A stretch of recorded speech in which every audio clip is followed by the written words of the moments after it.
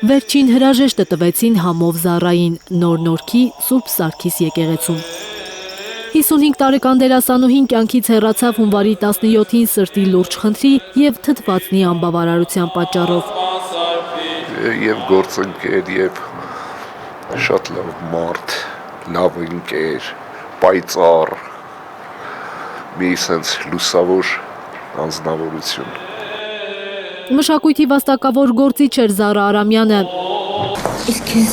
ինչպես միշտ քո սիրած թեյը։ Նրան մեծ ճանաչում էր բերել հատկապես մեր բակը կատակերգությունը, մի բակի պատմություն, ներքին մանր խարդավանքներով, փողոցային պարզաբանումներով, սիրային պատմություններով։ Принеси сигареты. Առաջին անգամ այդ երկու հեռուստաընկերությամբ ոնց էր կոչվում, բնականon համար 2 այդ սերիալով ենք սկսել, հետո էլի եղել է դեպքեր նկարվել ենք միասին։ Միշտ հպարտացել ու երջանկացել եմ, երբ ինձ նմանեցրել են քեզ։ Միշտ փորձել եմ ավելի նման լինել, որովհետև իմ իդեալն ես, հպարտությունը, մեծ օրինակը։ Մորն այս բառերով է հրաժեշտ տվել դուստրը Էլենը։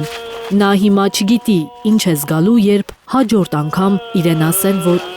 շատ նման է մորը։